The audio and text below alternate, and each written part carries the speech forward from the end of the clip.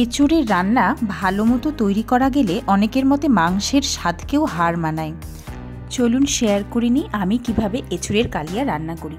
প্রথমে এঁচোড় আর আলুগুলোকে খুব বড় বড় টুকরো করে কেটে নিয়েছি।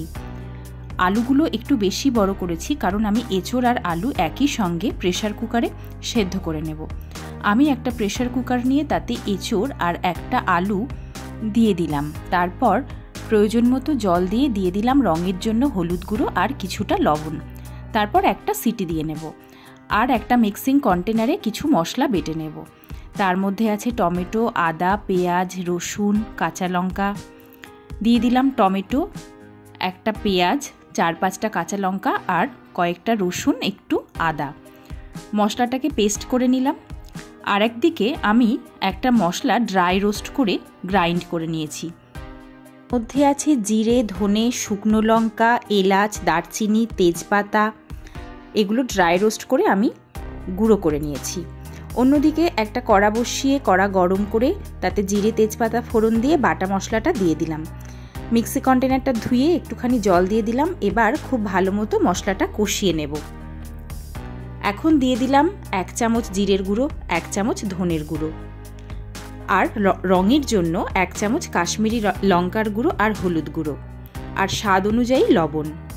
সমস্ত উপকরণ খুব ভালো মতো কষিয়ে নেব তেল বেরোনো পর্যন্ত। সমস্ত মশলা আমি মিনিট 5 ধরে কষিয়ে নেব। ততক্ষণ পর্যন্ত কষবো যতক্ষণ না মশলা থেকে তেল বেরোনো শুরু হয়। যখন মশলা থেকে এরকম তেল বেরোবে আর মশলাটা শুকিয়ে যাবে, সেই পর্যায়ে সামান্য জল দিয়ে আমি মশলাটা আরও একবার কষিয়ে নেব। রান্নার স্বাদ কিন্তু এই মশলা কষানোর ওপর ডিপেন্ড করে। এখন আমি মশলার মধ্যে দিয়ে দেব সেদ্ধ করে জল ঝরিয়ে নেওয়া এঁচোড় ও আলুর টুকরোগুলো। এঁচোড় ও আলু মশলার সঙ্গে খুব ভালো মতো মিশিয়ে আবারও কিছুক্ষণ টাইম কষিয়ে নেব। ভালো মতো কষানো হয়ে গেলে যখন মশলা শুকিয়ে যাবে তখন এই পর্যায়ে আমি খানিকটা জল দিয়ে দেব। জল দিয়ে নাড়াচাড়া করে এঁচোড়টাকে ফুটতে দেব। আমি এঁচোড়ের কালিয়াটাই খুব বেশি জল দেব না, একটু মাখা মাখা করে আমি রান্না করতে চাইছি, তাই জলের পরিমাণ আমি অনেকটাই কম দিয়েছি। আপনারা চাইলে এই পর্যায়ে জলের পরিমাণ বেশি দিতে পারেন। আমি যে মশলাটা ড্রাই রোস্ট করে গুঁড়ো করে রেখেছিলাম সেই মশলাটা 2 চা চামচ আর শাহি গরম মশলার গুঁড়ো 1 চা চামচ এই পর্যায়ে অ্যাড করে দিলাম। এখন সমস্ত উপকরণ খুব ভালো মতো নাড়াচাড়া করে মিশিয়ে যে ঝোলটা ছিল সেটাকে শুকিয়ে ফেলেছি আর কিছুটা পরিমাণ জল আবারও অ্যাড করলাম। সমস্ত উপকরণ আবারও খুব ভালোভাবে নাড়াচাড়া করে মিশিয়ে নিলাম আর 5 মিনিট মতন রান্না করে নিলাম। গ্রেভিটা যখন ফুটে উঠবে তখন গ্যাসের ফ্লেম লো করে দিয়ে ঢাকা চাপা দিয়ে রান্না করে নেব মিনিট 5।